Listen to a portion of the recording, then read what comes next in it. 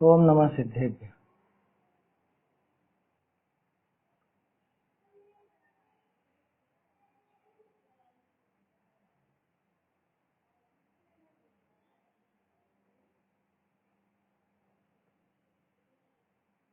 श्री जिन शासन गुरु नमो, नाना विधि सुखकार, आत्महित उपदेश तें करें मंगलाचार, करें मंगलाचार।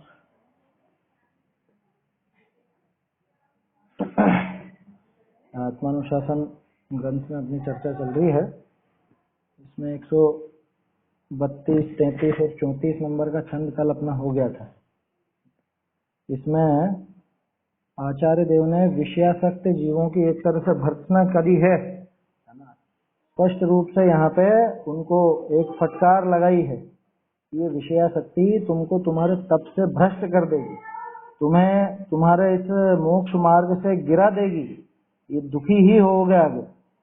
इस वजह से विषय भोगों में आसक्ति का भाव छोड़ना चाहिए।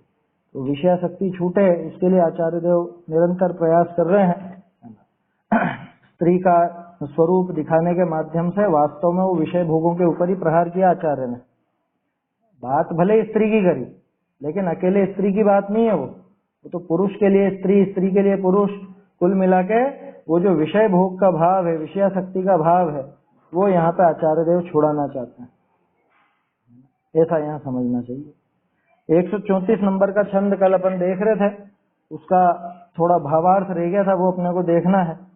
छंद का भाव तो ये था कि जो तपोवन को प्राप्त होकर के भी और तप को प्राप्त होकर बहुत भारी तप करने के बाद भी जो स्त्री के प्रति आसक्त होते हैं, स्त्री के प्रति आकर्षित होते हैं, वो उस हाथी की तरह उस छिपे हुए गड्ढे में गिर जाते हैं, है ना। इस संसार रूपी भयंकर गड्ढे में गिर जाते हैं, ऐसी बात थी। और फिर इसके बाद एक विशेष बात और कही कि जो लोग ऐसे समझ लीजिए, जो जननी है, जन्मभूमि है या जन्म स्थान है इस जीव का, और उसकी प्रशंसा करते हैं, या समझ लीजिए कि स्त्री शरीर की प्रशंसा करके, वो सुंदरता आदि की प्रशंसा करके विषय भोगों में जो जीव को लगा देते हैं, भटका देते हैं, वो जीव वास्तव में कुकवि हैं, है ना। कुकवि हैं और जगत को ठगते हैं, अपने इस कवित्व के माध्यम से जगत को ठगते हैं। ये इसमें भाव था, भावार्थ इसका देखना है अपने को।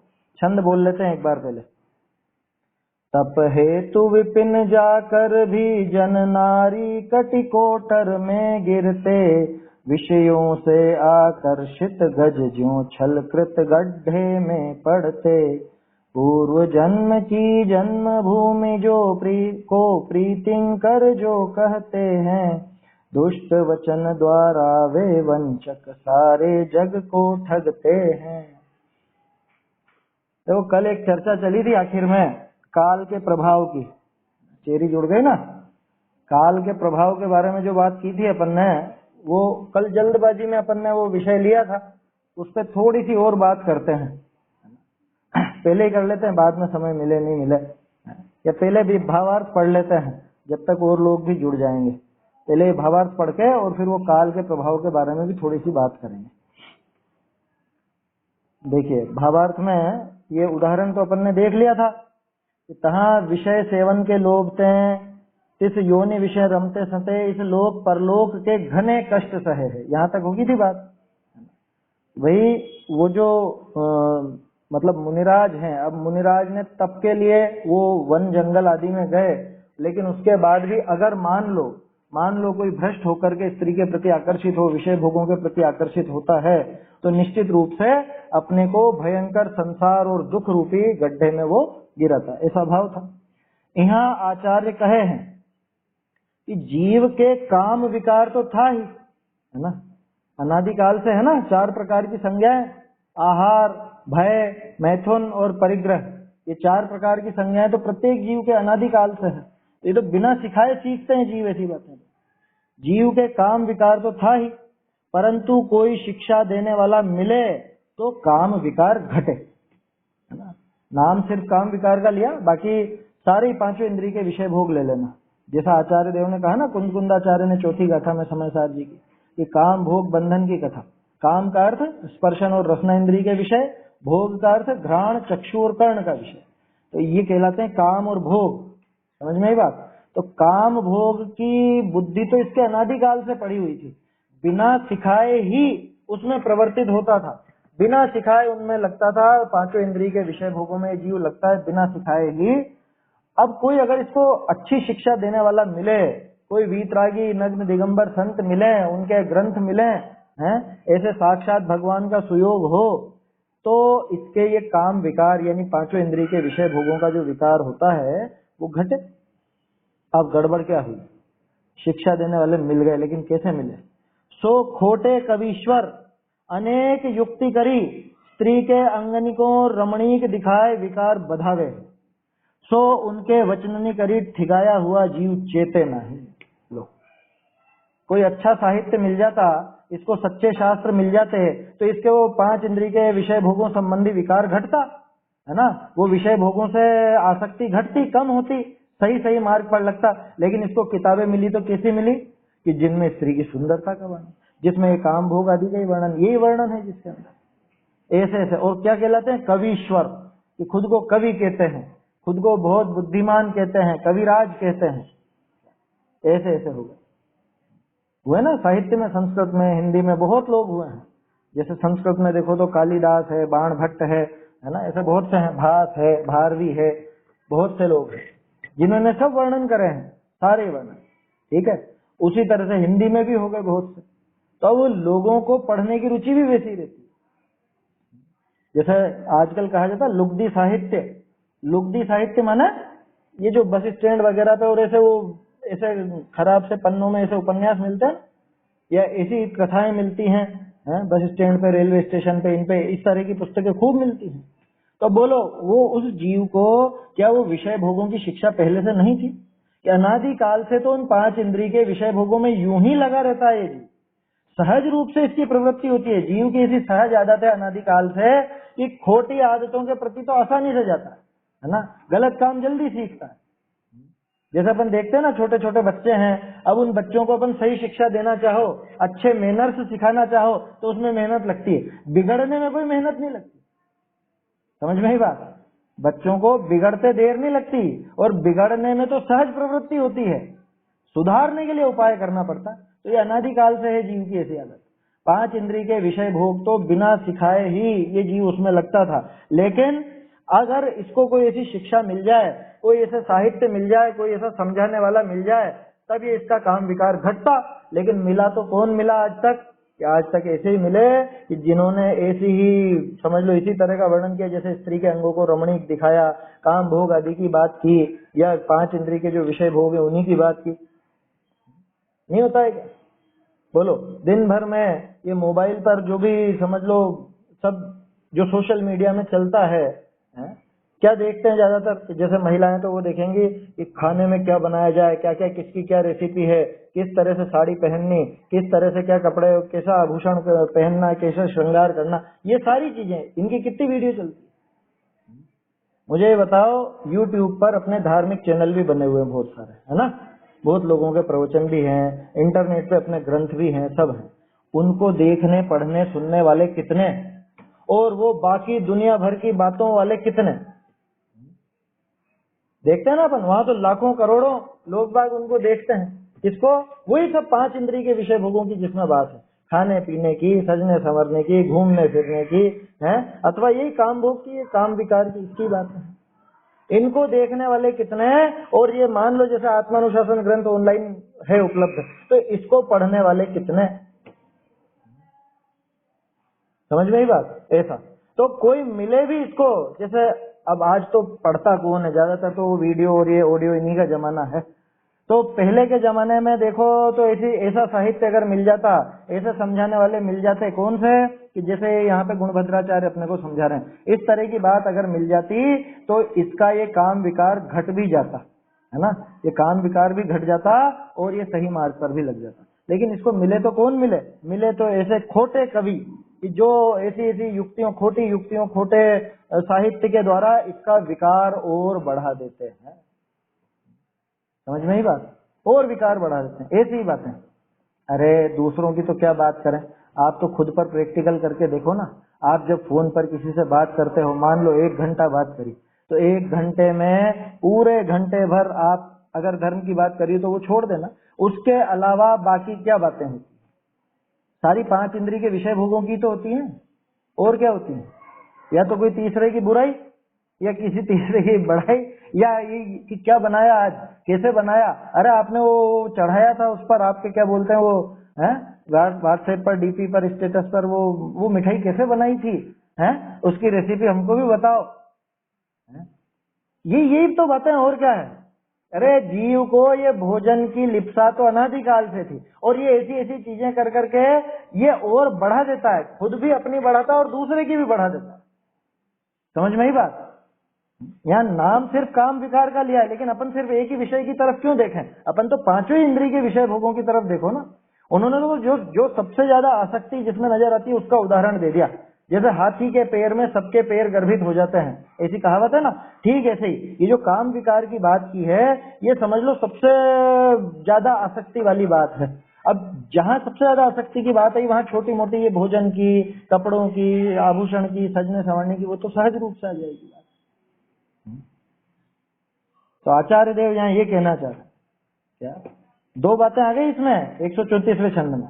एक बात तो ये कि कोई वहां तप के मार्ग पर भी लगा, लेकिन ऐसा भ्रष्ट हो जाता है, वो विषय भोगों के प्रति ऐसा आसक्त हो जाता है, ऐसी भ्रष्टपना उसमें आ जाता है। ठीक है। दूसरी बात कि कोई जीव अगर सुधरना भी चाहे तो उसको साहित्य भी मिला तो कैसा मिला, कोई बताने वाला, सुनाने पढ़ाने वाला मिला तो कैसा मिला, कि इससे उल्टा इसके और ज्यादा आसक्ति बढ़ती ही गई, और ज्यादा ये काम विकार, या समझ लो और ज्यादा इसके विषय भोगों में आसक्ति बढ़ती गई, ऐसी स्थिति हो जाती। सो उनके वचननी करी ठिगाया हुआ जीव चेते नहीं, उनकी बातों में आया हुआ जीव, उनके बातों से ठगाया हुआ जीव चेतता नहीं है, संभल नहीं पाता बेचारा। कैसे संभले बताओ। मान लो मेरा मन अगर थोड़ा धर्म मार्ग पर लगने का हुआ भी था, लेकिन किस्मत से किसी ऐसे व्यक्ति के हाथ में पहुंच गया मैं, यानी किसी ऐसे व्यक्ति का योग प्राप्त हो गया कि जो मुझे और ज्यादा विपरीत बात बता दे और उल्टा पाप में लगा देवे और उसको धर्म के नाम पर बता देवे, तो क्या होगा। जैसे एक उदाहरण बताता हूँ आपको, अभी 50-100 साल के, क्या ओशो हुआ था ना, ओशो रजनीश, नाम सुना होगा सबने। क्या लोग बाग ये समझकर उसके पास जाते थे, अरे यहाँ से हमको शांति मिलेगी, यहाँ से हमको धर्म मार्ग मिलेगा, और ऐसा होगा वैसा होगा, ऐसे कर गए बहुत लोग गए, अभी भी बहुत से सुनते पढ़ते होंगे। क्या बुद्धिमान तो था, तर्क युक्ति भी लगा लेता था, जैन था, श्वेतांबर जैन, जबलपुर का ही तो था। ओशो नाम सुना, वर्धमान गया? नहीं, मैंने तो श्वेतांबर की सुनी, कासलीवाल सुना आपने उनका? अच्छा, ये मुझे ध्यान नहीं था। देखें, खैर उससे फर्क नहीं पड़ता, अपना कोई वो विषय है नहीं उसका, तो सिर्फ इतना उदाहरण लेना कि वो जो उपदेश देता था उसके उपदेश इसी तरह के होते थे कि आप तो आराम से विषय भोगो, 5 इंद्रिय के विषय भोगों में लगे रहो, इसमें ये सहज धर्म होता रहेगा। इसमें धर्म बताता था। अब लोग, मैं तो क्या सोच के गया, मैं तो ये सोच के गया कि शायद मुझे यहाँ शांति मिले, शायद मुझे यहाँ पे धर्म मार्ग मिलेगा, शायद यहाँ मोक्ष मार्ग मिल जाएगा, लेकिन उल्टा और ज्यादा मुझे विषय भोग में फंसा दिया, 5 इंद्रिय के विषयों में फंसा दिया। तो ये क्या हुआ, ऐसी पंक्ति है, दुर्देव से जो पड़ गई दुर्देव के अधिकार में, तब शरण लेगा क्या कौन की, नाविक डुबा दे मझधार में। इस तरह की बात है कि जब नाविक ही बीच धार में आपको डुबा देवे तो किसकी शरण लो। ये जीव का ऐसा उदय आता है पाप का। क्या थोड़ी मंद कषाय हुई थी, धर्म समझने की भावना हुई थी और समझने की कोशिश भी करी, बुद्धि भी, ये सब बातें हैं, लेकिन क्या करूं, कुछ ना कुछ गाइडेंस तो चाहिए ना। तो वो गाइडेंस के लिए ऐसे व्यक्ति के हाथ में पहुंच गया, ऐसे व्यक्ति के निकट पहुंच गया कि जो इसको और डुबा देगा। बचने के लिए जिसके पास गए वो ही मार देगा, ऐसी स्थिति हो जाती है। आया समझ में। तो सच्चे देव शास्त्र गुरु मिल जाना, इनको समझने की रुचि हो जाना, ये बहुत बड़ी बात समझना। जबरदस्त पुण्य का उदय है अपने, जो अपने को सच्चे देवशास्त्र गुरु मिल गए, ये सच्चे शास्त्र मिल गए, आया समझ में।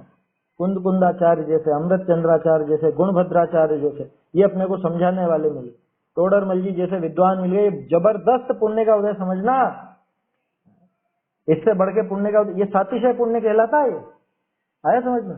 दूसरे में तो कुछ भी आपको, जैसे लौकिक संपदा है तो लौकिक संपदा मिल जाएगी, इसकी जगह दूसरी चीज मिल जाएगी, उसकी जगह कोई तीसरी चीज मिल जाएगी, ऐसा हो जाएगा, है ना। जैसे गाड़ी है तो गाड़ी में बदल जाएगी, ऐसा हो जाएगा, वैसा हो जाएगा, वो सारी बातें। लेकिन सातिशय पुण्य के उदय में दूसरी चीज नहीं मिलती। नॉन ट्रांसफरेबल, नॉन रिफंडेबल, ऐसा आता है ना टिकट पर लिखा हुआ, नॉन ट्रांसफरेबल है। ये सातिशय पुण्य से आपको देव शास्त्र गुरु का ही योग मिलेगा, इसको आप रुपए पैसे से नहीं बदल सकते। समझ में आ रहा है, ऐसा है। तो वास्तव में अपने पुण्य का उदय मानना, जो अपने को ये जैन धर्म मिल गया, आया समझ में। जैन कुल मिलना बड़ी बात नहीं है, जैन धर्म को समझने की रुचि होना, और वो अपने को सच्चे समझाने वाले हैं, अपने जो आचार्य हैं ये ऐसे मिल जाना, ये बड़ी बात है। तो जैन कुल में तो बहुत है, पैदा होकर के बैठे हुए हैं ऐसे हैं, घूमते फिरते हैं इधर उधर, रोते फिरते हैं, क्या क्या कह रहे हैं। सो खोटे कवीश्वर अनेक युक्ति करी, स्त्री के अंगनी को रमणीक दिखाए विकार बधावे है। सो उनके वचननी करी ठिगाया हुआ जीव, चेते नहीं, चेतने नहीं देते। मेरे ख्याल से शायद छठे अधिकार में भी आई थी ये बात, टोडरमल जी के मोक्षमा प्रकाश में, उसके अंदर भी था ऐसा प्रकरण है वहां पर, कि ये चेतने की सोचता भी है, प्रयास भी करे तो इसको वो और ज्यादा अचेत कर देगा।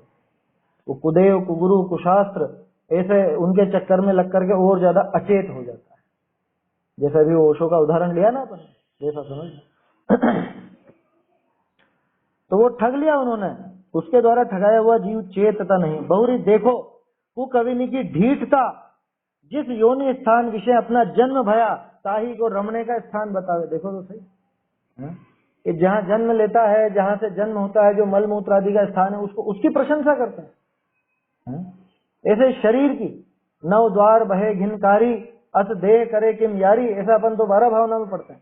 अत्यंत अशुचि जड़ काया से इस चेतन का कैसा नाता है, ऊपर अमल मल भरियो भीतर, कौन विधि घट शुचि कहे। कितनी कितनी पंक्तियां हैं अपनी पूजाओं में और सब पदों में इनमें। और ऐसों की वो जो कुकवि है वो स्त्री शरीर की, मनुष्य शरीर की प्रशंसा करता है। किस बात की प्रशंसा, कि अंदर वो विष्ठा भरी हुई हो और ऊपर थोड़ा सा ऐसा चमक दमक रंग बिरंगा वो कर दिया हो, तो उसकी क्या प्रशंसा की जाएगी ऐसे मटके की। मटका हो ना, कोई मटका, अंदर तो विष्ठा ही विष्ठा है, मल मूत्र सब वो भरा हुआ, और ऊपर से अच्छा थोड़ा सा रंग रोगन करके सुंदर दिखा दिया। बस ऐसी स्थिति है, यहाँ क्रीम पाउडर चौपड़ करके और खुद को यूं समझते हैं कि हम बहुत सुंदर हो गए। अरे एक मक्खी के पंख के बराबर ये चमड़ी उतरे ना तो देख नहीं सको, ऐसी स्थिति है। क्या प्रशंसा की जाए, क्या स्त्री शरीर और क्या पुरुष शरीर, तो सबकी ऐसी दशा है, वो कोई प्रशंसा करने लायक है क्या। और इसमें कोई ऐसी दिक्कत भी नहीं, क्योंकि ये तो स्वभाव है पुद्गल का। ये जो इसके अंदर गंदा है, जो कुछ भी ऐसा खोट है, ये तो स्वभाव है उस पुद्गल का। उसमें क्या उससे ऐसा बेर करना, बेर भी नहीं करना और राग भी नहीं करना। अपने यहाँ तो विरक्ति की बात आती है, विरक्ति में तो दोनों ही चीजें छूटती है, न राग न द्वेष। क्योंकि कोई शरीर को बुरा बुरा बुरा कह करके इसी के पीछे पड़ जाए, इससे द्वेष करने लग जाए, तो भी बात नहीं है अपने यहाँ। अपने यहाँ तो वस्तु स्थिति बताई है कि भैया पुद्गल है और ये इसका स्वभाव है ना। मल मूत्र इसका दोष नहीं है, ये तो इसका स्वभाव ही है। समझ में बात। तो विष्ठा गंदी होती है, गोबर गंदा होता है, कीचड़ गंदा होता है, वो तो गंदा तो अपन कह रहे हैं, वो तो उसका स्वभाव है। समझ में आई बात, ऐसा है। तो ये तो शरीर का स्वभाव है, इसमें क्या बुरा मानना और क्या भला मानना। भले मानने की तो बात है ही नहीं, तो क्या बुरा मानने की, बुरा मानने की भी बात नहीं। हमारे यहाँ तो वैराग्य दिलाया जाता है, न राग न द्वेष, समभाव, बिल्कुल समत्व परिणाम। समझ में आई बात। जैसी है वस्तु स्थिति उसको स्वीकार करें। तो क्या कह रहे हैं, बहुरी देखो कुकविनी की ढीठ था, जिस योनि स्थान विषय अपना जन्म भया, ताही को रमणे का स्थान बतावे। ताटे कुकविनी के बहकाए, स्त्री की योनि विषय रागी मत होहू। क्या कह रहे हैं, स्त्री शरीर के प्रति तू रागी मत हो, तू ये काम भोग आदि के प्रति आसक्त मत हो, ये विषय भोगों की आसक्ति छोड़, 5 इंद्रिय के विषय भोगों की आसक्ति छोड़।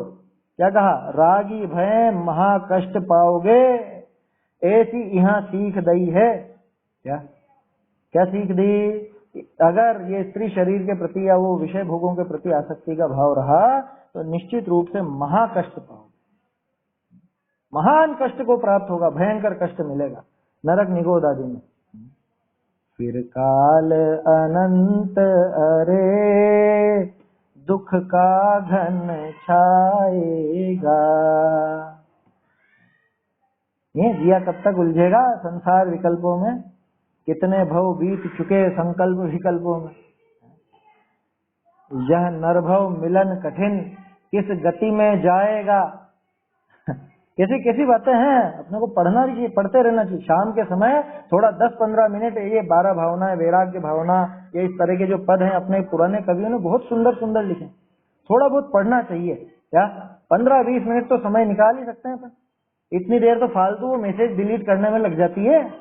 क्या इतनी देर तो आसानी से इतना टाइम तो निकाल ही सकते हैं अपन। तोरी सकल जग दंड फंद नित आत्म ध्यान, निज आत्म ध्यान। सारे जगत के दंड फंद छोड़ करके अपनी आत्म साधना करो, अपने आत्मा का ध्यान करो। क्या हमारे आचार्य, हमारे पुराने विद्वान जो जो इतने अपने को सुंदर बातें बता गए हैं, थोड़ा बहुत अपना इतना कर्तव्य भी नहीं बनता कि उनकी इतनी मेहनत को अपन थोड़ा सा सम्मान दें, थोड़ा सा उनको पढ़ ले, समझे तो सही क्या कहना चाह रहे हैं। कि बस जय जय करते रहेंगे और कोई काम नहीं। महावीर भगवान की जय, जैन धर्म की जय। ये मालूम भी है महावीर भगवान कैसे थे, मालूम भी है जैन धर्म क्या कहता है, जैन धर्म क्या होता है। और बस जय बोलनी है अपने को। तो जय बोलने में धर्म नहीं होता, ये समझ लेना। वो जय तो वो मिट्ठू तोता भी बोल लेता है। वो क्या, उसको सिखा दो आप, पूरा एज इट इज बोल लेगा वो। बिल्ली आएगी, पिंजरे खोलेगी, तुझे पिंजरा खोलेगी, पकड़ेगी, पकड़ में मत आना, उड़ जाना, सीख गया। बिल्ली भी आ गई, पिंजरा भी खोल लिया, उसको पकड़ भी लिया और मारकर खा भी गई, तब तक भी वो यही रटता रहता। बोलो क्या हुआ उसको लाभ? ऐसी दुर्दशा नहीं करनी खुद की, है ना। दिमाग मिला, ये मनुष्य का मस्तक है, सड़ा नारियल नहीं रखा अपने कंधों पर। थोड़ा उपयोग करो इसका, क्या जरूरी है ये, नहीं तो नहीं मिलेगा फिर। देखो साइंस भी एक बात कहता है कि जो चीज काम में नहीं ली जाती वो धीरे धीरे समाप्त हो जाती है ना। बायोलॉजी वगैरह जिन्होंने पढ़ी होगी पहले, है ना, 9वीं-10वीं तक ऐसा आता था ना, वो चार्ल्स डार्विन के सिद्धांत कि पहले मनुष्य के पूंछ थी, फिर वो पूंछ क्यों खत्म हो गई, कि वो उपयोग में नहीं आती थी तो खत्म हो गई। ऐसा साइंस में सिद्धांत आता है। जो चीज काम में नहीं आती धीरे धीरे झड़ जाती, खत्म हो जाती है।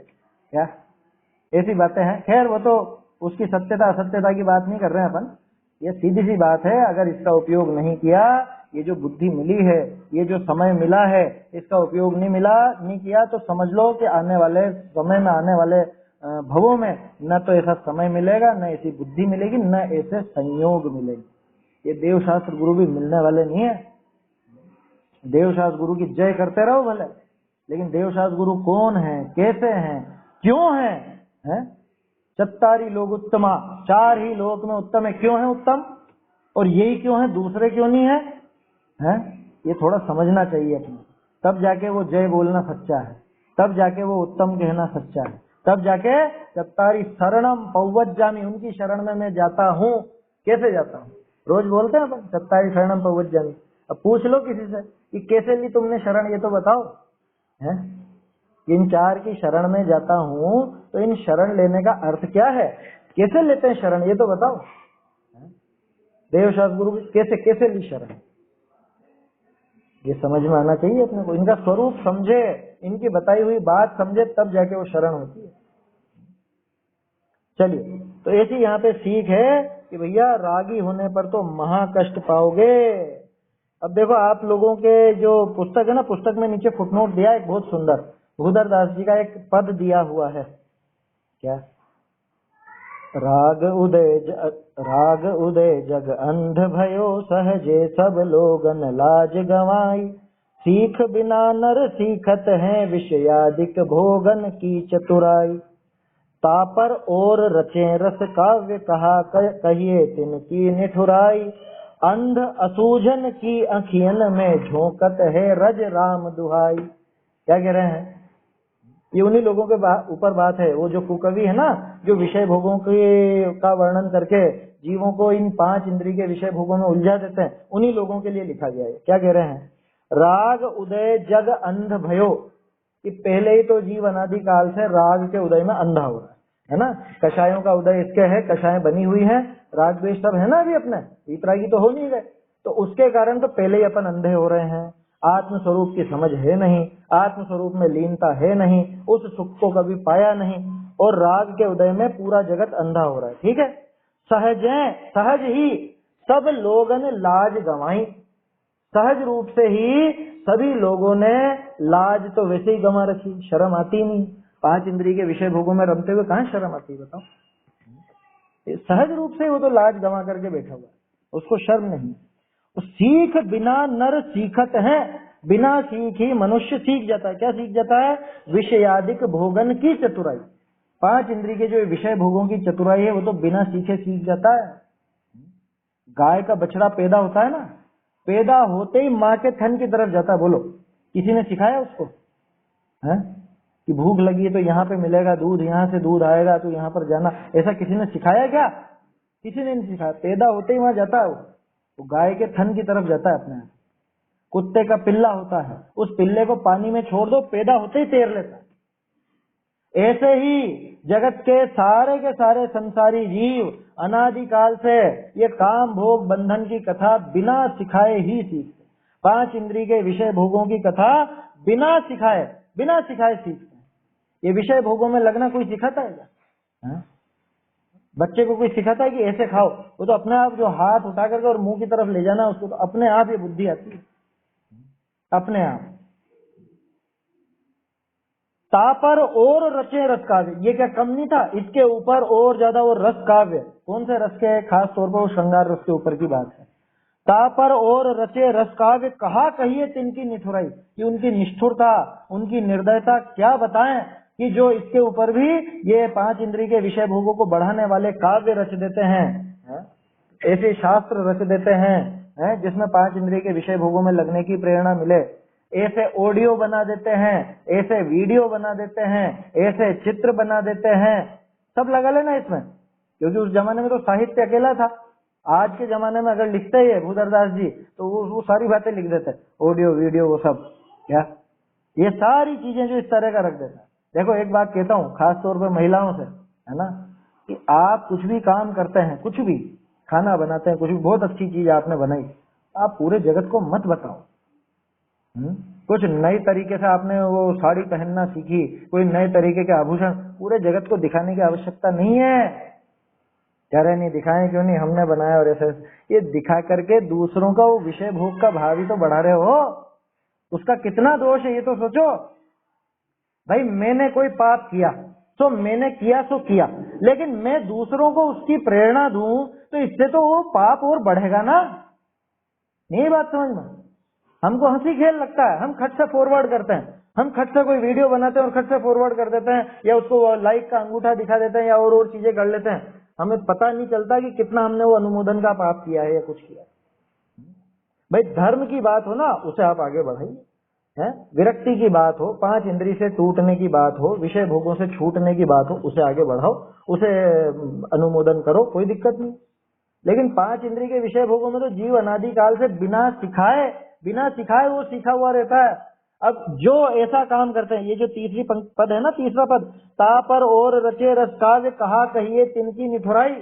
कैसी निष्ठुरता है कि पहले ही तो इनको ऐसे ऐसे विषय भोगों में, ऐसे खाने पीने में, ऐसे सजने संवरने में, ऐसे घूमने फिरने में पहले ही तो आसक्ति थी, और ये इसने फोटो दिखा करके, वीडियो बना करके, ये ऐसे शास्त्र लिख करके ये और जीवों के और ऐसे भाव बढ़ाता। मान लो मैं कहीं घूमने गया, अब घूमने गए तो घूमने का आनंद नहीं उठाऊंगा, सबसे पहले फोटो खींचूंगा, और फोटो खींच के आप सबको जरूर भेजूंगा। क्यों? कि देखो मैं इसी जगह घूमने गया, कह रहे अपन भी चलो रे वहां पे चलो। बोलो क्या प्रेरणा मिली उससे? मोक्ष मार्ग की प्रेरणा मिली किसी को? है उससे तो प्रेरणा क्या मिलेगी कि अरे देखो वो भी गए हैं घूमने, क्या फिर वो पत्नियां पतियों का माथा खाएगी कि तुम तो कहीं घुमाने लेके जाते नहीं हो, वो देखो वो वहां घूम करके आए हैं, फॉरेन में घूम के आए हैं, या शिमला गए हैं, कि ऊटी गए हैं, कि गोवा, पता नहीं क्या क्या। एक दूसरे के ये राग भाव बढ़ाना ये भयंकर पाप है, अनुमोदन है इसका पाप का। समझ में ही बात? और जो ऐसे पाप को बढ़ाता है, आगे बढ़ाता है उस पाप को, उसको धर्म मार्ग प्राप्त नहीं होता। बोधि प्राप्त नहीं होती, रत्नत्रय प्राप्त नहीं होता। कि पाप की अनुमोदना ना बोधि उनको प्राप्त हो, अष्टप्रहर की गाथा है। मैंने हिंदी में बोला, वहां पे वो प्राकृत में है। पाप की अनुमोदना करने वाले को बोधि प्राप्त नहीं होती। बोधि माने, बोधि का अर्थ रत्नत्रय, सम्यक दर्शन, सम्यक ज्ञान, सम्यक चारित्र। आपको अनुमोदन करना है तो ऐसे काम की करो कि जैसे धर्म मार्ग में कोई बड़ा हो तो उसका अनुमोदन करो। कोई बच्चा ही हो और वो मान लो, समझ लो, अभक्ष छोड़ने का भाव विचार ऐसा व्यक्त करता है, आप उसका अनुमोदन करो। जबकि हम तो उल्टा करते हैं, वो बच्चों की टांग खींचने लग जाता है, अरे अभी से नहीं छोड़ना, अभी से क्या छोड़ दिया, वहां नहीं जाएगा और ऐसे नहीं करेगा, ऐसे ही रह जाओगे, पीछे ही रह जाओगे, अकेले रह जाओगे। अरे यूं ही सब अकेले हैं, जीव अकेला आता जाता, नहीं पढ़ाएगा। एकत्व भावना में क्या पढ़ते हो, अन्यत्व भावना में क्या पढ़ते हो? मैं एकाकी एकत्व लिए सब ही आते, तन धन को साथी समझा था पर ये भी छोड़ चले गए। जो कुछ बाहर है सब पर है, कर्माधीन विनाशी है। नहीं पढ़ा क्या अपन? सब पढ़ने वाले लोग हैं, भावना 32 12 भावना, थोड़ा अभ्यास करते रहना चाहिए। क्या 5-10 मिनट 15 मिनट तो शाम के समय बैठ करके ऐसी भावनाएं भानी चाहिए। वो भावना का समय है ना, शाम का। वैसे तो सारे समय ऐसा ही है, लेकिन शाम को थोड़ा चित्त शांत हो जाता है ना, तब बैठ करके अभ्यास करना चाहिए। तो परवाह नहीं करना, जगत की परवाह नहीं करना बिल्कुल भी। आया समझ में? कोई जरूरत नहीं जगत की परवाह करने की। अरे लोग ऐसा कहेंगे, वैसा कहेंगे। अनुमोदन अगर करना है तो धर्म मार्ग का करो। धर्म मार्ग में जो आगे बढ़ता है उसका अनुमोदन करो, ना कि वो पाप की अनुमोदना करते रहे। पाप का अनुमोदन करने वाला जीव तो निश्चित रूप से खुद भी पापी है और आगे उसको वो धर्म मार्ग मिलने वाला नहीं, ये पक्का समझना। देखो क्या कह रहे हैं, तापर और रचे रस काव्य कहा कहिए तिनकी निठुराई। ये पहले ही तो जीव है, ये आहार भय मैथुन परिग्रह 4 संज्ञा अनादिकाल से लगी हुई थी, उसके ऊपर भी ये रस काव्य है जिसमें 5 इंद्रिय के विषय भोगों का ही वर्णन, खास तौर पे वो स्त्री की सुंदरता का और वो काम भोग का, कामासक्ति का, उसका वर्णन। उनकी निष्ठुरता क्या कहें।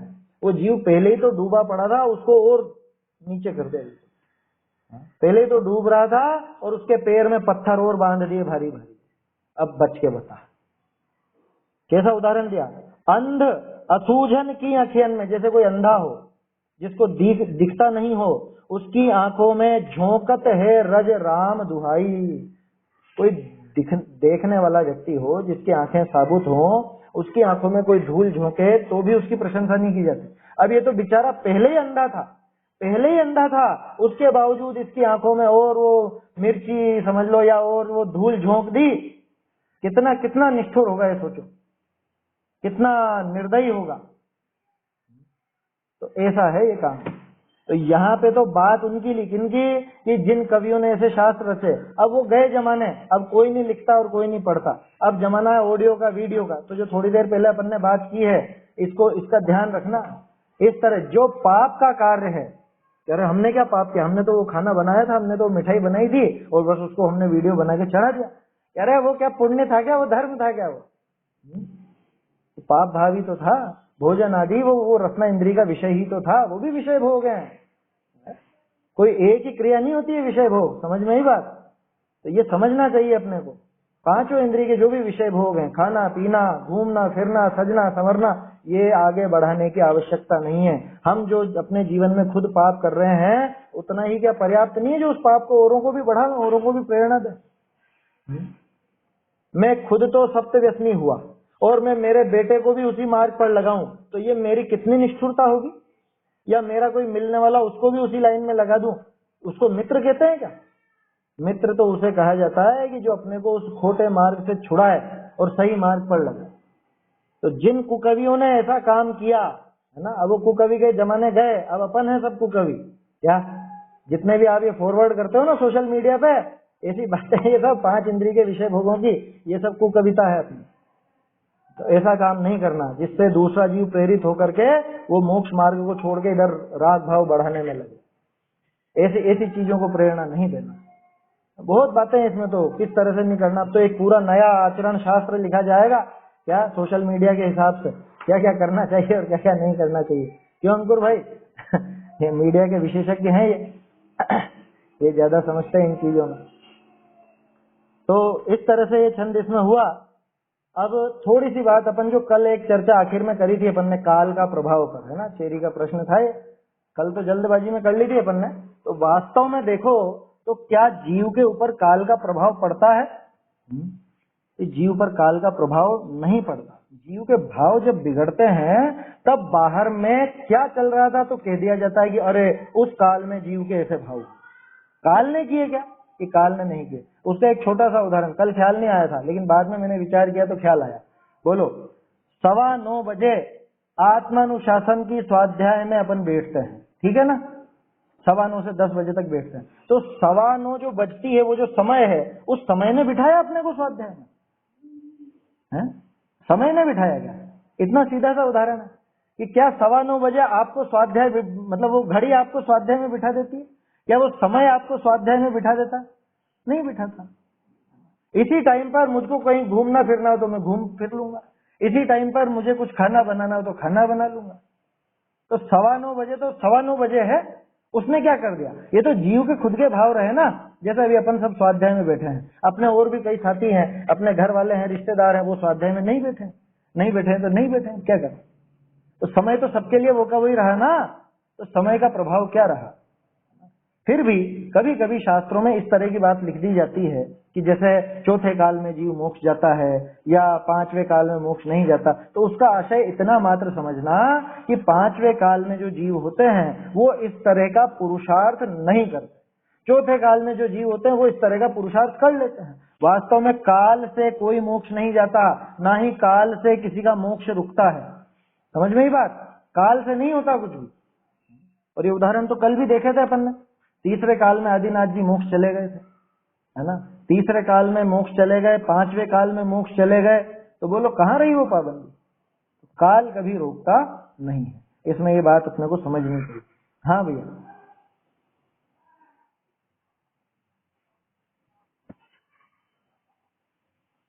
नहीं नहीं नहीं नहीं, होना था ऐसा नहीं हुआ। नहीं, ऐसी चीजें सामान्य रूप से नहीं होती हैं जो इस काल में हो गई। असंभव बातें तो नहीं है, ये आएगा इसके अंदर। अपना जो 8वां अधिकार चल रहा है ना मोक्षम प्रकाशक का, उसमें आएगी ये बात। तो जैसे अपन कहते हैं हुंडा और सर्पिणी की वजह से ऐसा हो गया, उसकी वजह से नहीं हुआ। असल में ऐसी ऐसी विपरीतताएं कभी देखने में आती हैं। विपरीतताएं क्या है? असंभव बात तो नहीं है। जैसे तीर्थंकरों के पुत्री होना, तो असंभव बात है क्या? असंभव तो नहीं है, लेकिन आम तौर पर नहीं होती। हाँ बस वही तो कह रहा हूं, आम तौर पर नहीं होती। तो अपन क्या कह देते हैं कि ये काल ऐसा है, तो उसको हम नाम रख देते हैं कि हुंडा और सर्पिणी काल में ऐसा ऐसा काम हो जाता है। तो इस काल में ऐसा काम हुआ तो इसका नाम अपन ने हुंडा और सर्पिणी रख दिया, है ना। तीर्थंकरों पर उपसर्ग हो गया, चक्रवर्ती का मान खंडित हो गया, या समझ लो ये पुत्रियां हो गई इनके, तीसरे काल में मोक्ष हो गया, 5वें काल में मोक्ष हो गया। सामान्य तौर पर देखी नहीं जाती, लेकिन ऐसा तो कोई काम नहीं हुआ जो असंभव था। तीर्थंकरों के पुत्री नहीं होगी, ये कोई नियम तो नहीं है। तीर्थंकरों पर उपसर्ग नहीं होगा, ये तो कोई नियम नहीं है। चक्रवर्ती का मान भंग नहीं होगा, ये भी कोई नियम नहीं है। समझ में ही बात? आम तौर पर राजमार्ग देखा जाए तो आम तौर पर जो बातें देखने में नहीं आती और वो इस काल में देखने में आ रही हैं, तो अपन पहचान कर लेते हैं कि ये हुंडा और सर्पिणी काल है। तो ये काल की वजह से ऐसा हुआ क्या? ये काल की वजह से नहीं हुआ, ये काम ऐसा ही होना था, और जिस काल में ये काम हुआ उसको हमने हुंडा और सर्पिणी कह दिया। समझ में ही बात? ऐसा है। तो वास्तविकता देखी जाए तो जीव के भावों के ऊपर काल का प्रभाव नहीं है। तो जीव जब ऐसे अपने स्वयं के भाव करता है, एक सामान्य रूप से वो पद्धति अपने को नजर आती है, तो अपन उसको कह दे, उसमें काल के कुछ ऐसे ही व्यवहार से नियम बता देते हैं कि पंचम काल में मोक्ष नहीं होगा। क्यों नहीं होगा भैया? कोई मना तो है नहीं। कह रहे इस समय वो जीव पुरुषार्थ करेंगे ही नहीं इस तरह का। बात ये है, बात तो घूम फिर करके जीव के भावों पर ही रही ना। जीव उस समय ऐसा पुरुषार्थ नहीं करेंगे कि जिससे वो श्रेणी चढ़ सके, जिससे वो केवल ज्ञान प्राप्त कर सके। लेकिन भावलिंग नहीं होगा ऐसी तो कोई बात नहीं, सम्यक दर्शन ज्ञान चारित्र नहीं होगा ऐसी तो कोई बात नहीं, ये तो कोई नियम है ही नहीं। समझ में ही बात? ऐसा है इसका आशय। तो वो तो कथन पद्धति है ना। देखो कोई भी काम होता है ना तो उसमें 5 समवाय होते हैं। 5 समवाय में एक समवाय है काल लब्धि। क्या? जिस समय काम होने वाला हो उसे अपन कहते हैं काल लब्धि। जैसे अभी अपने स्वाध्याय की काल लब्धि है, कि इस काल में, इस समय में हमको स्वाध्याय करनी थी। 9:15 से 10 बजे तक, 10:15 बजे तक अपने को इस स्वाध्याय में बैठना था। तो इस समय स्वाध्याय की काल लब्धि। थोड़ी देर बाद जब आप खाना वाना बनाओगे, खाना खाओगे, भोजन करोगे, तो वो भोजन की काल लब्धि, उसमें क्या है? तो काल लब्धि नाम की कोई चीज तो है नहीं। जिस समय जो काम हो रहा है उस काम की वो काल लब्धि कहलाती है ना। वो मारीची के पर्याय में महावीर स्वामी का जीव उस समय मोक्ष क्यों नहीं गया? कि उस समय उसकी काल लब्धि नहीं आई थी। तो बोलो काल लब्धि की वजह से नहीं गया क्या? अरे उस समय उसने पुरुषार्थ नहीं किया, ये अगला समवाय। काल लब्धि भी एक समवाय है कार्य होने का। एक काम होने में कई कारण मिलते हैं, तो उन कारणों में, उन समवायों में एक नाम है काल लब्धि। तो काल लब्धि एक समवाय। दूसरा समवाय पुरुषार्थ। वो पुरुषार्थ भी तो होना चाहिए कि उस समय मारीची ने पुरुषार्थ नहीं किया तो मोक्ष नहीं गया। तो ऐसा कह दिया कि उस समय मोक्ष की काल लब्धि नहीं थी, उस समय इसकी विपरीतता की काल लब्धि थी, है ना। और ये पंचम काल के अंत में उसी जीव ने पुरुषार्थ किया और वही जीव पुरुषार्थ करके मोक्ष गया, महावीर स्वामी बन गया, सिद्ध हो गए। तो अब हम कहते हैं कि उनकी काल लब्धि इस समय आई थी मोक्ष जाने की। काल लब्धि तो हर समय है ना। जो काम हो रहा है उस काम की काल लब्धि है। काल लब्धि नाम से कोई अलग सी चीज नहीं है। जो काम जब हो रहा है, हाँ बिल्कुल बिल्कुल, जरूरी नहीं होती है भाई। निमित्त भी होगा, पुरुषार्थ भी होगा, उपादान भी होगा, काल लब्धि भी होगी, है ना। और क्या बचा? होनहार भी होगा। होनहार तो भाई से लिखा ना टोडरमल जी ने, होनहार और काल लब्धि तो किछु वस्तु नहीं। होनहार और काल लब्धि नाम की कोई चीज नहीं जगत में कि आप किसी को कह दो कि ये होनहार है या ये काल लब्धि। जो काम हो जावे उसी का नाम होनहार, जिस समय हो जाए वही काल लब्धि। बोलो ये स्वाध्याय होनहार थी कि नहीं आपकी? ये स्वाध्याय होनहार थी तो हो रही है। और इसी समय थी कि नहीं थी? इसी समय होनी थी, इसलिए इस समय हो रही है। तो यही काल लब्धि है इसकी, और यही इसका होनहार है। निमित्त कि निमित्त ये मोबाइल है ना। आपके सुनने में निमित्त आपका ईयरफोन है, मोबाइल है, या समझ लीजिए कि मैं हूं, मैं बोल रहा हूं तो आप वो सुन रहे हो। ये शास्त्र है, ये सब चीजें इसकी निमित्त बन गई। स्वभाव तो आपका खुद का, उपादानगत योग्यता आपकी, है ना। जैसे मैंने कहा राम और आपने सुना श्याम, तो श्याम सुनने की योग्यता आपकी खुद की थी, बोला तो मैंने राम था, है ना। तो वो खुद का आपका उपादानगत योग्यता है। और पुरुषार्थ कि आपका वो जो समझने का भाव चल रहा है, वो जो आप कोशिश कर रहे हो समझने की, वो पुरुषार्थ इस समय हो रहा है। पांचों काम हो रहे हैं कि नहीं हो रहे हैं? मतलब पांचों समवाय मिले कि नहीं मिले? कोई भी काम होता है जगत का, कोई भी, ना अच्छा ना बुरा, उससे कोई लेना देना नहीं, अच्छे बुरे से मतलब नहीं। कोई भी काम हो, चाहे विपरीतता का हो, चाहे अपने स्वभाव को समझने का हो, चाहे मोक्ष मार्ग का हो, कुछ भी हो, वो सारे कार्य पांचों समवाय पूर्वक ही होते हैं। ऐसा कभी नहीं होगा कि चार समवाय तो मिल गए, एक वो निमित्त नहीं मिला तो भी काम हो गया, या उपादान नहीं मिला तो भी काम हो गया। ऐसा कभी नहीं होगा, कभी नहीं होगा। आया समझ में? हाँ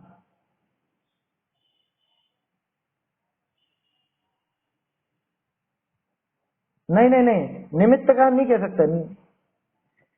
हाँ, अपने हाथ में वो है पुरुषार्थ, अपने हाथ में पुरुषार्थ है। हाँ, काल लब्धि किसको क्या मालूम? वो तो केवल ज्ञानी जानते हैं कि किस समय क्या होना है।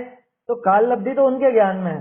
काल लब्धि का ज्ञान अपने को नहीं है, होनहार का ज्ञान अपने को नहीं है। काम जैसा होना होता है उस हिसाब से निमित्त अपने आप मिलते हैं, तो निमित्तों को जुटा भी नहीं सकते। स्वभाव त्रिकाली पड़ा हुआ है, उसका आप कुछ कर नहीं सकते। तो बचा क्या? बचा पुरुषार्थ। तो पुरुषार्थ एक अकेला अपने हाथ की बात है, इसलिए पुरुषार्थ पर जोर दिया जाता है। इसलिए पुरुषार्थ पे जोर दिया जाता है ना। कहने को तो ऐसे कथन भी आते हैं, जैसे राजमल जी पांडे ने लिखा समय साध की कलश टीका में। क्या कथन आते हैं कि खूब कोशिश कर ले, है ना, कर करके मर जाए तो भी काल लब्धि नहीं आएगी तो नहीं होगा। अरे वो उस हिसाब से पुरुषार्थ ही नहीं होगा ना, बस उल्टा जाएगा अपना। उस हिसाब से पुरुषार्थ भी नहीं होगा, ये समझो उस चीज को।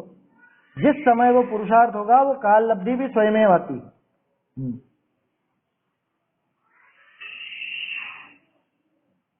हाँ, इसमें सारी बातें शामिल हैं। जैसे मान लो अपनी किस्मत में यही लिखा होता है, किस्मत किसने लिखी? पहले तो ये समझें, किस्मत किसने लिखी? कि कोई लिखने वाला तो है नहीं, बनाने वाला तो है नहीं। ये तो कर्मों ने, कर्म कहां से आ गए, कर्मों को क्या ज्ञान है? वो कर्मों को भी तो मैंने ही बुलाया ना, कर्मों को कौन लेकर के आया? मैंने जो भाव किए थे उस अनुसार वो कर्म बने, है ना। एक मिनट सभी म्यूट कर लेना अपना, है ना, ये बीच में डिस्टरबेंस हो रहा है। तो मैंने जो भाव किए थे उस अनुसार वो कर्म बने, और वो कर्मों का जब उदय आया तो बाहर में जो बनाव बना उसको हम कहते हैं कि हमारी किस्मत में ऐसा ही था, जो भी अच्छा या बुरा जो भी। और वास्तव में देखा जाए तो आत्म स्वभाव में कुछ भी बिगाड़ नहीं, वो वास्तविक स्वभाव की बात है कि आत्म स्वभाव में तो रंच मात्र भी उसमें बिगाड़ नहीं हुआ। जो हम कहते हैं कि मेरी किस्मत में तो ऐसा ही था, अरे किस्मत को किसने लिखा ये बताओ? मेरे भावों के अनुसार ही तो वो पुण्य या पाप आए ना, वो पुण्य और पाप वैसे ही बंधे और वैसे ही उनका उदय आया। तो जो भाग्य की बात है कि मेरी किस्मत में ऐसा था, वास्तव में होनहार की तरफ इशारा करता है कि यही काम होना था और इसी समय होना था, ये काल लब्धि की तरफ इशारा है ना।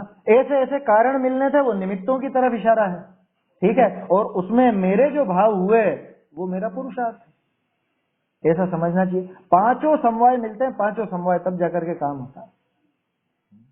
अकेले काल लब्धि से काम नहीं होता, अकेले पुरुषार्थ से अकेला होता ही नहीं है वास्तव में कोई। ये तो अपन समझने के लिए कह रहे हैं कि काल लब्धि आ जाए बाकी चीजें नहीं हो तो भी काम नहीं होगा, अरे आएगी नहीं ना उस काम की काल लब्धि, और तो पांचों एक साथ मिलते हैं तभी जाकर के वो काम होता है। पांचों चीजें एक साथ मिलती, समझ में आई बात? हाँ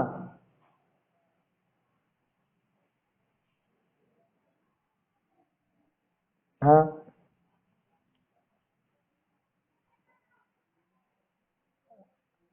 निमित्त क्या रहा? कर्मों का नाश। 8 जो कर्म थे, अष्ट कर्मों का नाश हुआ ना, वो उसमें निमित्त कहलाता। भाई जीव के संसारी पने में कौन निमित्त है?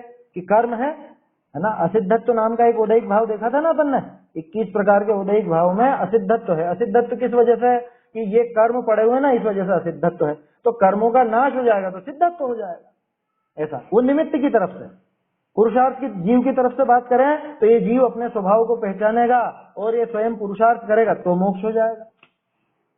काल लब्धि की तरफ से बात करें कि ये जब इसका ऐसा ऐसा समय आ जाएगा, जैसे मान लो महावीर स्वामी 72 वर्ष की आयु में मोक्ष गए, ये 72 वर्ष के हो जाएंगे और पंचम काल में 3 वर्ष 8.5 महीने बाकी रहेंगे, तब उनका मोक्ष हो जाएगा। ये काल लब्धि की बात होगी। और महावीर स्वामी का मोक्ष हो जाएगा, ये उनकी होनहार, जो हुआ वो होनहार, जिस समय हुआ वो काल लब्धि, जो कारण बाहर के मिले वो निमित्त। इसने खुद ने जो जीव ने स्वयं ने पुरुषार्थ किया, जो भाव किए वो पुरुषार्थ, स्वभाव खुद का ही, उपादानगत योग्यता खुद की है, क्योंकि खुद में वो काम हो रहा है। समझ में? मेरा मोक्ष होगा इस लकड़ी का नहीं होगा, इसकी उपादानगत योग्यता ऐसी नहीं है, मेरी है योग्यता, है ना। तो जिसमें जिस कार्य की योग्यता हो वो उसका उपादान है खुद, ऐसा समझ। तो पांचों समवाय हैं और समझना चाहिए अपने। ये वस्तु व्यवस्था है, ये जैन दर्शन की असली बातें हैं, आया समझ में? ये अन्य मत की तरह नहीं है कि जे कार्य लगाते रहो और इधर घूम लो उधर घूम लो, ऐसा काम कर लो वैसा कर लो, ये नहीं। ये है वास्तव में वस्तु व्यवस्था। क्या? प्रत्येक द्रव्य अनादि निधन वस्तुएं क्या अपनी अपनी मर्यादा सहित परिणमित होती हैं, अपने द्रव्य गुण पर्याय सहित रहती हैं। क्या? कोई किसी के अधीन नहीं है, कोई किसी के परिणमित कराने से परिणमित नहीं होती। ये वस्तु व्यवस्था, ये वस्तु व्यवस्था इन 5 समवायों से भी समझ में आती है। इनसे ही वो क्रमबद्ध पर्याय निकल करके सामने आती है, इनसे ही सर्वज्ञता की सिद्धि होती है, इससे ही जीव के स्वयं के समझ लो पुरुषार्थ जगाने की बात होती है कि आज तक क्यों भटका, आज तक दुखी क्यों हुआ, कि आज तक खुद को नहीं समझा इसलिए दुखी हुआ। तू स्वरूप जाने बिन दुखिया, तेरी शक्ति न हल की वे, ऐसे भजन है जयनाथ राय जी का शायद। तो ऐसी बातें हैं, ये असली जैन दर्शन है। चलिए समय भी हो गया है, वो तो थोड़ी चर्चा कल रह गई थी, काल का प्रभाव, उसके माध्यम से बढ़िया है, प्रश्न उठाते रहना चाहिए, है ना। तेरी समझ में आया ये जो प्रश्न था? प्रश्न होना और प्रश्न उठाते रहना चाहिए, प्रश्न उठाएंगे तो और खुलासा होगा। मुझे तो बहुत अच्छा लगता है, जैसे वर्धमान भैया बीच बीच में कभी प्रश्न करते हैं, ये और भी जो सब, हाँ, जो प्रश्न होते हैं तो अपने को विशेष समझ में आएगा। चर्चा करने ही तो बैठे हैं अपन, और क्या करने बैठे हैं? तो कोर्स तो है नहीं कि फटाफट पूरा कर लो। मुझे प्रश्न करना चाहिए, कुछ भी प्रश्न उठाए, कोई चीज कोई शब्द है ना कोई समझ में नहीं आए, उसमें कोई मुझे भी मालूम नहीं पड़ेगा तो उसको भी अपन मिल करके ढूंढेंगे, खोजेंगे, समझने का ही प्रयास है। चलिए, तो इस तरह से 134 नंबर का छंद यहाँ पे हुआ। आगे दो एक छंद और हैं जिसमें आचार्य देव अपने समझ लो ये विषयासक्ति छोड़ने की बात करते हैं, 5 इंद्रिय के विषय भोगों से छुड़ा करके अपने स्वभाव की तरफ लगाने की बात करेंगे, वो फिर अपन कल देखेंगे। छंद बोल लेते हैं एक बार। तप हेतु विपिन जाकर भी जन नारी कटिकोटर में गिरते, विषयों से आकर्षित गज ज्यों छल कृत गड्ढे में पड़ते, पूर्व जन्म की जन्म भूमि को प्रीतिंकर जो कहते हैं, दुष्ट वचन द्वारा वे वंचक सारे जग को ठगते हैं। चैतन्य का स्मरण प्रतिक्षण ही करो रे, भव के अनंत दुख को क्षण में हरो रे, अक्षय अनंत निज सौख्य निधान पाओ, गाओ अरे नित इसी के गीत गाओ।